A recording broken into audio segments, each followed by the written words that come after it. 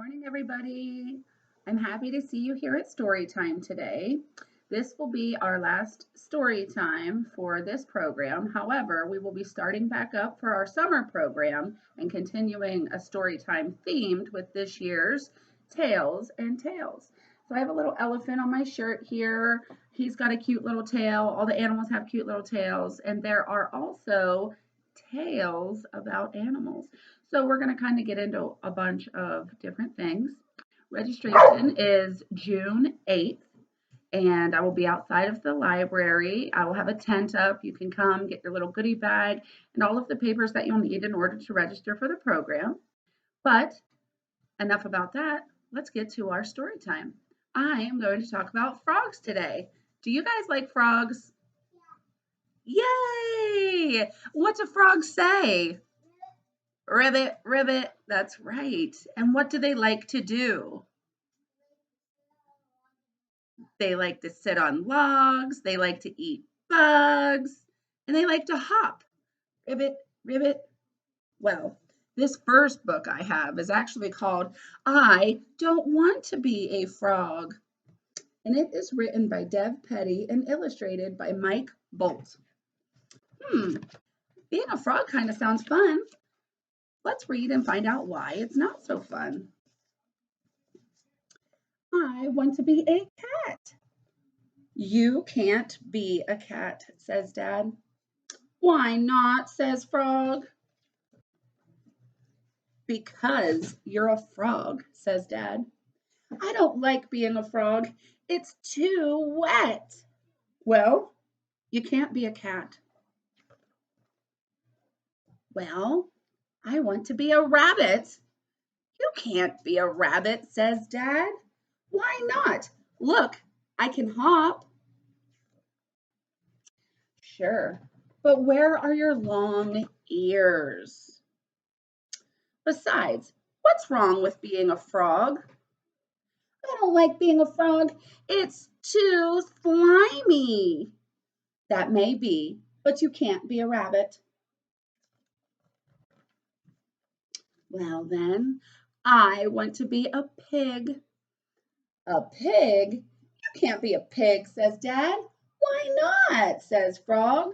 Well, most of all because you're a frog, but also because you don't have a curly tail or eat garbage. I can eat garbage, says Frog. Everyone says that until they eat garbage. I'm sorry, son. You can't be a pig.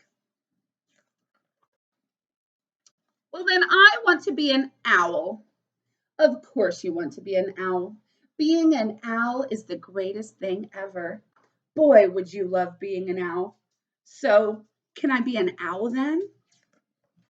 No, of course not, says Dad. Well, why not? Well, first, you don't have wings. Second, you don't look wise. Third, you can't turn in your head the whole way around. And four, you are a frog. Well, what's wrong with being a frog, anyways? Too much bug eating, says Frog. I see. But still, no, being an owl for you. Why so glum? I don't want to be a frog. What do you want to be then? What's this guy up there? Not a frog. I want to be a cat or a rabbit or a pig or an owl. Something cute and warm. I'm going to let you in on a little secret.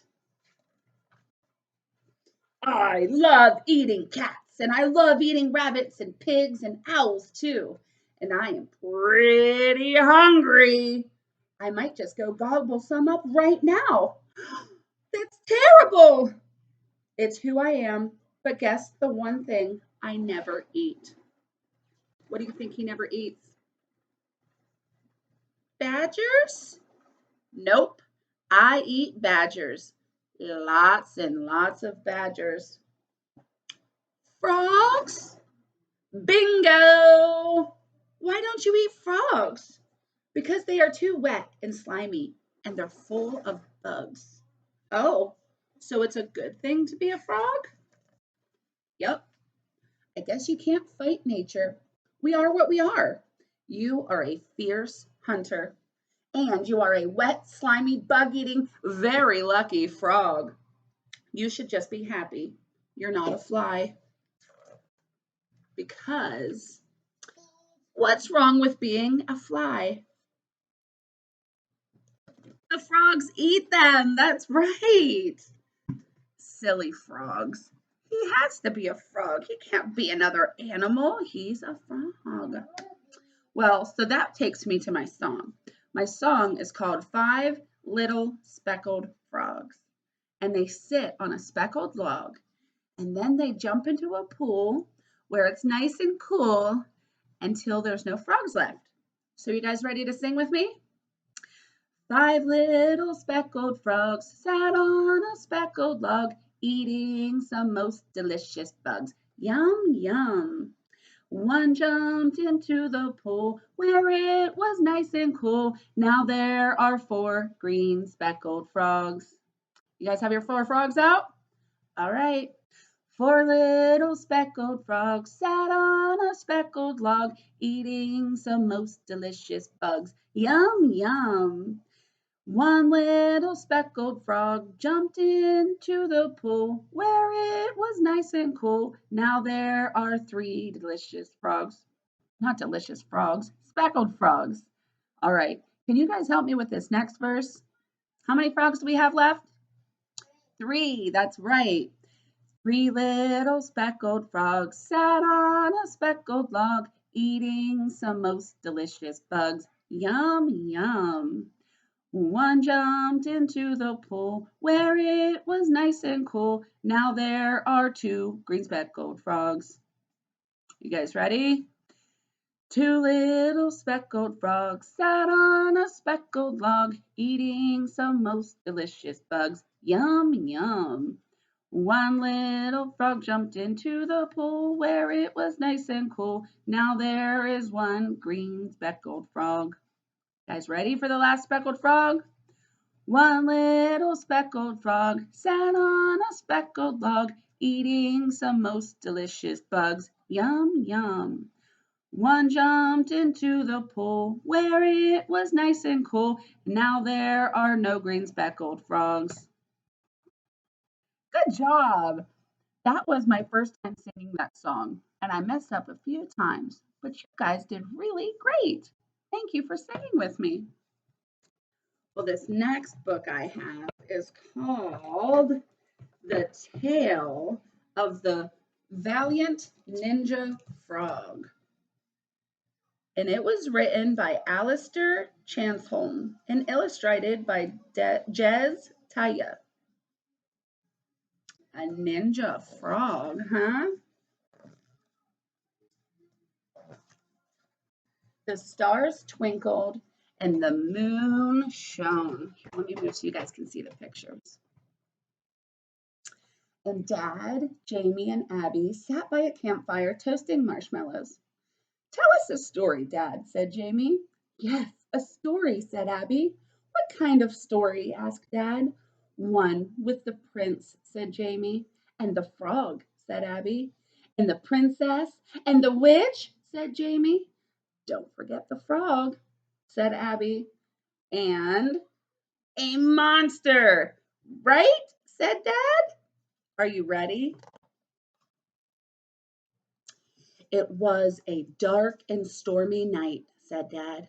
And at the bottom of a horrible mountain, in the shadow of a horrible castle, deep within a horrible forest, were the heroes.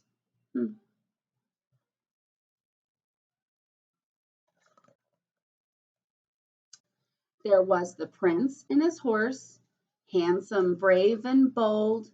There was the princess, cunning, beautiful, and secretly known as Fingers Malloy, daredevil jewel thief. And there was a Bogwart the witch, magical, mysterious, and occasionally a ninja. What about the frog? Asked Abby. Oh, yeah, said Dad. There was also the witch's tiny frog, just as big as your thumb. who she kept tucked away, nice and safe. He's always being kept safe, complained Abby. Can't he be a hero too? He's too small, said Jamie, but he's very brave. Too small, said Jamie. Said Abby. Our heroes, said Dad, were there because of a dreadful org. I'm so sorry. Our heroes, said Dad, were there because of a dreadful ogre named Grubber the Gruesome. Grubber the Gruesome was enormous. He had warts the size of plates. His hands were as big as tables, and the breath from his vast mouth carried the awful stench of broccoli.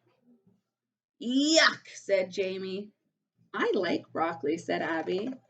How many of you guys like broccoli? I do too, but it does stink. He was a rotten meanie, said Dad, and he'd stolen all the keys to the kingdom. Without their keys, no one could do anything. They couldn't get into their homes, they couldn't start their houses, and they couldn't start their horses. It was absolute chaos.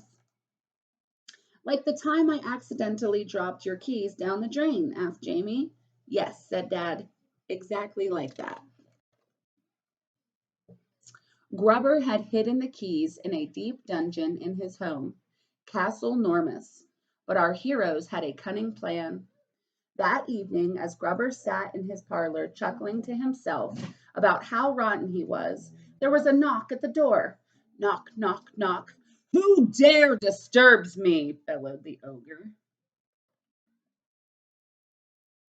It was the heroes. We're circus performers, they said. We're here to entertain you. Behold, said the prince, the incredible skills of Andrew the Amazing Horse. Andrew the Amazing Horse could do all sorts of tricks, such as standing on his head. Juggling, said Jamie. Oh, yes, juggling, of course, said Dad. And walking the tightrope, said Jamie. Sure, said Dad. Why not? Well, a while Andrew the Amazing Horse distracted the ogre, the princess and the witch sneaked past. The witch waved her wicked wand and shook her furtive feet. She hissed a croaked curse and glared an evil eye, and turned the dungeon door into jello. Jello? Well, then the princess threw her grappling rope and leapt and swung down, down, down to the bottom of the dungeon. And there were all the keys to the kingdom. Wait, said Abby. What did Barry do? Who's Barry? Asked Dad. Well, Barry the frog. What did he do? Oh, said Dad.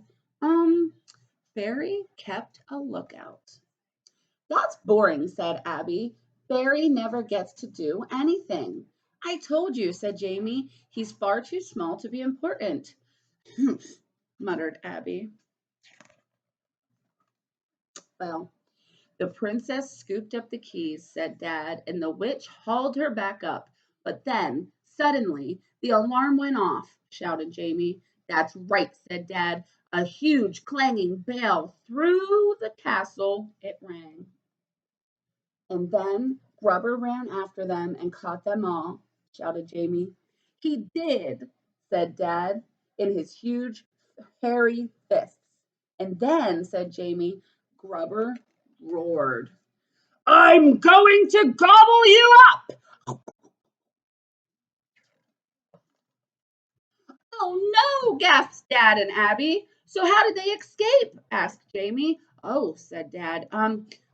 He stopped and he scratched his head. I don't know. I know, said Abby. Wait, I know, shouted Jamie. The prince fights Grubber. But Grubber's too strong, said Dad. I know, said Abby. Maybe the witch does some magic, said Jamie. But she can't wave her wand to cast a spell, said Dad. They're all tied up. Stop, shouted Abby. I know what happens. Barry, the valiant ninja frog, rescues them all. No, no, no, sighed Jamie. He can't fight Grubber. He's far too small. Exactly, says Abby. He was so small that he could creep between Grubber's fingers. And then Barry, who was also a ninja, snuck around Grubber's back and then pop right onto his head. And Grubber stumbled about and lost his balance and he fell over. And he dropped the others, and together they all tied him up. Wow, what a great frog! And everyone got their keys back, and they said, "Thank you, Barry, the valiant ninja frog. You have saved us."